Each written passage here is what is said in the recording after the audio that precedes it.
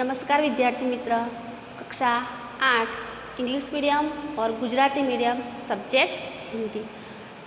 7वां chapter था सोच अपनी अपनी, उसका दूसरा पार्ट है ये।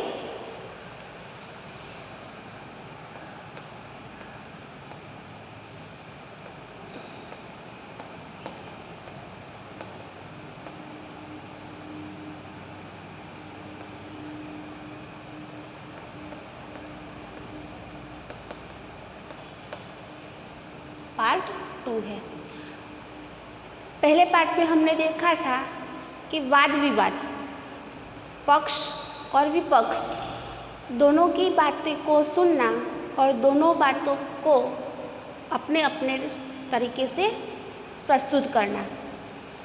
इसके बाद है कि कौन शक्तिशाली है। इसके बाद का जो टॉपिक था इसके आगे का वो है कौन शक्तिशाली है, कलम या तलवार। अपने विचार कारण सहित बताइए। तो आप लोगों को इन दोनों में से कौन सा अच्छा लगता है, कलम या तलवार? इन दोनों के विचार आपको, इन दोनों के कारण, इन दोनों के विचार आपको अपने विचार इसमें लिखने हैं। देखो, कलम जो है वो लिखने का काम करती है, तलवार वो युद्ध में काम आती है। कलम जो है, कलम के साथ दिमाग की शक्ति जुड़ी होती है, तलवार के साथ शारीरिक बल जुड़ा है। कलम के साथ दिमाग की शक्ति जुड़ी हुई है, तलवार के साथ शारीरिक बल जुड़ा हुआ है। कलम कविता, कहानी, उपन्यास, जीवन चरित्र आदि लिखती है, तो तलवार जो है वो गले काटती है और खून बहाती है। कलम आनंद देती है, उससे समाज में सुख शांति का प्रसार होता है। वह लोगों के दिलों को जोड़ती है। वह जो बुरे हैं, कलम जो है वो बुरे लोगों को अच्छा बनाती है। रामायण पढ़कर कितने ही रावण राम बन गए। गांधी जी की आत्मकथा ने कितने ही बुरे लोगों को अच्छा बना दिया। व्यास, वाल्मीकि, कालिदास, तुलसीदास, रविंद्रनाथ टैगोर, शेक्सपियर आदि कलम के कारण ही मरकर भी आज अमर हो गए। कलम ने कई सिंहासन पलट दिए हैं। फ्रांस की राज्य क्रांति रूसो वालियर की कलम की ताकत पर ही हुई थी। दूसरी ओर तलवार है, तो तलवार रक्षा का साधन जरूर है, पर उसकी शक्ति कुछ समय तक ही रहती है, और कलम की शक्ति जो है वो युग युग तक छाई रहती है। इसलिए मेरे विचार से तलवार की अपेक्षा कलम को अधिक शक्तिशाली माना गया है। कलम जो है वो एक शक्ति के रूप में है, पतली दुबली ऐसी कलम, लेकिन बड़े बड़े सिंहासन के तख्त पलट करने में उसने बड़ा सहयोग दिया। तलवार है लेकिन वो थोड़े समय के लिए है, लेकिन युग युग तक जो छाई रहती है वो कलम है। इसलिए मेरे हिसाब से तो कलम ही सबसे अधिक शक्तिशाली है। आपको अपने कारण लिखने हैं। फिर है अंतरिक्ष की किस घटना से वैज्ञानिक उत्साही हुए। देखो, इसके बाद निम्नलिखित सामग्री पढ़िए और उसके नीचे उसके आधार पर प्रश्नों के उत्तर लिखने हैं। निम्नलिखित सामग्री, एक पेपर का कटिंग आपकी बुक में दिया हुआ है, वो पूरा पढ़ना है और उसको पढ़ने के बाद उसके नीचे जो प्रश्न है उसके आपको उत्तर लिखने हैं। तो अंतरिक्ष की किस घटना से वैज्ञानिक उत्साही है? वैज्ञानिक इस घटना से उत्साहित है कि पृथ्वी जैसा एक नया ग्रह जन्म ले रहा है। आप पढ़ोगे तो उसमें ही उसका आंसर लिखा हुआ है। तो पृथ्वी जैसा एक और नया ग्रह जन्म ले रहा है, जिसके कारण वैज्ञानिक उत्साही हैं। दूसरा प्रश्न है, पृथ्वी जैसा ग्रह बनने के लिए अंतरिक्ष में किस प्रकार की स्थिति होना आवश्यक है? देखो, पृथ्वी जैसा ग्रह बनने के लिए अंतरिक्ष में किन प्रकार की स्थिति होना आवश्यक है? पृथ्वी जैसा ग्रह बनने के लिए यह आवश्यक है कि अंतरिक्ष में पानी मौजूद हो। दूसरा ग्रह तो दिखाई दिया, लेकिन क्या आवश्यक है कि उस अंतरिक्ष में पानी होना आवश्यक है। इसके साथ धूल मिट्टी की परत भी हो, उसकी जो परत है वो भी धूल मिट्टी की बनी हो। ऐसी चट्टानें हो जिसमें पृथ्वी की ऊपरी परतों का निर्माण हुआ हो। ऐसी चट्टानें भी उसमें होनी चाहिए कि जिससे उसकी ऊपरी परतों का निर्माण हुआ हो। बराबर। फिर है सही जोड़ मिलाइए। सही जोड़ मिलाइए, इसमें है 424 प्रकाश वर्ष। 424 जो प्रकाश वर्ष है, तो आपको वो पैराग्राफ आप पढ़ोगे तो उसमें से ही उसका आंसर आप लिख सकते हो। तो 424 प्रकाश वर्ष का आंसर है पृथ्वी के नए ग्रह की दूरी।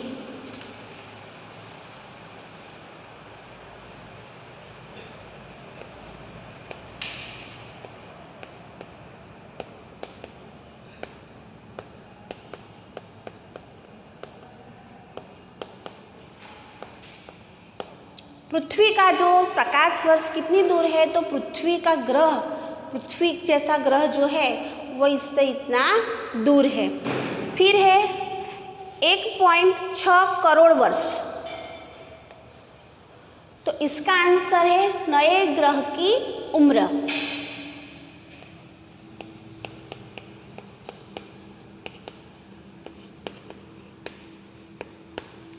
नए ग्रह की उम्र। फिर है 10 करोड़ वर्ष। तो पूर्ण ग्रह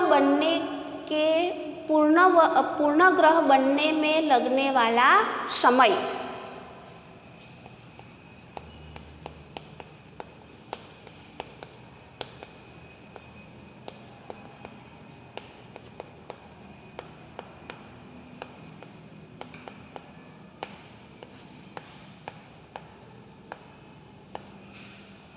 पूर्ण ग्रह बनने में लगने वाला समय।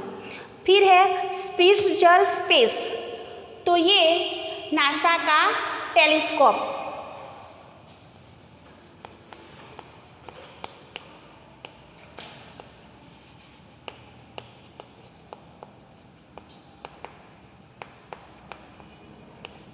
ये है नासा का टेलीस्कोप। फिर है कैरी सिस्से। कैरी सिस्से है वो है वैज्ञानिक।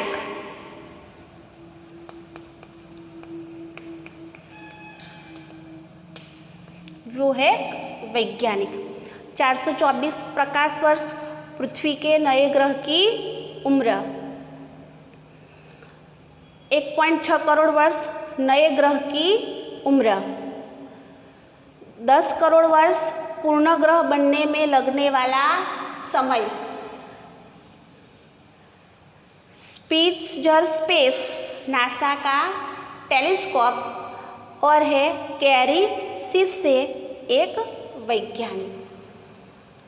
इसके बाद है कि देश की उन्नति और विकास, देश की उन्नति, रक्षा एवं विकास के लिए आप क्या बनना चाहते हैं? किसान या सैनिक? कारण सहित अपने मित्र को पत्र लिखना है। तो इसकी चर्चा हम करेंगे। तो बहुत दिनों आपको पत्र लिखना है। आपको पत्र लिखना है तो पत्र में मैंने आप लोगों को पहले भी सिखाया था कि जो एड्रेस है वो हमारी दाईं ओर लिखना है, और फिर जो हमारा मित्र है उसका एड्रेस आएगा, इसके बाद उसका एड्रेस के बाद उसका संबोधन होगा प्रिय मित्र, जो नाम होगा वो सप्रेम नमस्ते। फिर उसके बाद आपको नीचे उसको पैराग्राफ करके लिखना है कि बहुत दिनों के बाद तुम्हारा पत्र मिला। चित्रकला प्रतियोगिता में प्रथम पुरस्कार मिलने पर तुम्हें ढेर सारी बधाई। पत्र में तुमने पूछा है किसान या सैनिक, तुम्हारी पसंद क्या है। ये बड़ा टेढ़ा सवाल है, क्योंकि हमारे देश में जितना महत्व किसान का है उतना ही सैनिक का भी है, यानी सैनिक और किसान दोनों का महत्व एक ही है। यदि जवान राष्ट्र का रक्षक है तो किसान हमारा अन्नदाता है। फिर भी मैं तो किसान ही बनना पसंद करूँगा। देखो, दो है, किसान भी है और सैनिक भी है। सैनिक जो है वो देश की रक्षा करता है और किसान जो है वो अन्नदाता है। तो पत्र में आपको जो प्रिय हो, किसान हो तो किसान लिख सकते हो, तो उसके कारण बताने हैं। अगर सैनिक बनना चाहते हो तो आप सैनिक बनने के कारण प्रस्तुत कर सकते हो। तो यहाँ पे बताया गया है कि ये क्या बनना चाहता है। यहाँ मैं किसान के बनने का अपना महत्व लिख रही हूँ। तो हमारे देश में की जनसंख्या बढ़ती जा रही है। आज भी हमारे यहाँ बहुत लोगों को 2 वक्त की रोटी भी नहीं मिलती। अनाज महंगे हैं, दाल महंगी है, मसाले महंगे हैं और तेल भी महंगा है। वे चीज़ें सबको सुलभ नहीं है। जो जीवन जरूरी की जो खाने पीने की भी चीज़ें हैं वो सबको सुलभ नहीं है, और सभी सुलभ चीज़ें न मिलने से कुपोषण की समस्या हुई है। देश में के बच्चे कुपोषण के शिकार हैं क्योंकि उनको जरूरी पौष्टिक आहार नहीं मिलता। खाद्य समस्या का हल कृषि के विकास से ही हो सकता है। खेतों में अनाज, दाने, तिलहन, सब्जियां उगाने से भरपूर सब्जियां उगाकर हम भरपूर मात्रा में उसकी वृद्धि कर सकते हैं और सबको सुलभ हो सकता है। देश के जवानों को भी खाद्य पदार्थों की पूर्ति करनी पड़ती है। इस प्रकार वर्तमान स्थितियों में मैं किसान बनना ही पसंद करूँगा। देखो कैसे है कि जो किसान है वो फल उगाएगा, सब्जियां उगाएगा, अनाज उगाएगा, वो मार्केट में आएगा। जो जिसकी अपूर्ति है वो उसकी पूर्ति होगी। पूरता आहार न मिलने के कारण बच्चे कुपोषित भी होते। तो इन सभी की समस्याओं को दूर करने के लिए मैं किसान बनना ही पसंद करूँगा। बाद में आपको लिखवाना है कि इस पत्र के उत्तर में तुम अपनी पसंद के बारे में ज़रूर बताना। शेष बस कुछ नहीं है और अंत में अपना नाम लिखना है। तो आपको भी अपने विचार लिखने हैं। अगर सैनिक बनना है तो सैनिक के, किसान बनना हो तो किसान के। बाद में हमने देखा है, देखो फिर है स्वाध्याय। तो स्वाध्याय में लिखना है उपसर्ग। मैंने भाषा सचता में आपको उपसर्ग और प्रत्यय दोनों समझाया था, फिर भी हम यहाँ पे प्रैक्टिस कर लेंगे थोड़ी। देश, तो उसके आगे जुड़ेगा वी, उपसर्ग है। उपसर्ग शब्द के आगे जुड़कर एक नए शब्द का निर्माण करता है। जो उसका मूल अर्थ है वो मूल अर्थ भी उसका बदल जाता है और एक नए ही अर्थ का वो निर्माण करते हैं। विदेश। फिर है पका, तो अधपका। गम, दुर्गम। योग, प्रयोग। जीव, निर्जीव।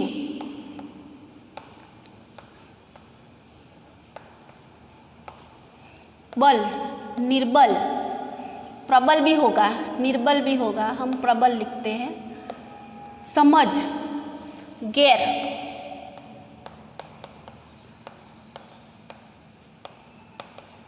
और अंत में है वांछित, तो उसके आगे जुड़ेगा अवांछित।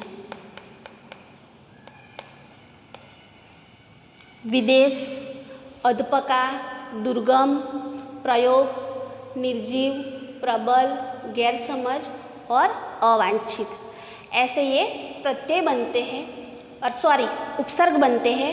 अब है प्रत्यय। ई, ता, ईत और इक, ये शब्द दिए गए हैं, इनके आधार पर हमें इसमें जोड़कर नए शब्द का निर्माण करना है। प्रत्यय है वो शब्द के लास्ट में जुड़ते हैं, उपसर्ग है वो शब्द के आगे जुड़ते हैं। तो यहाँ है विदेश, तो ई जुड़ी उसमें, तो हुआ विदेशी। चंचल, उस पे जुड़ा ता, चंचलता। बाद में है प्रकृति,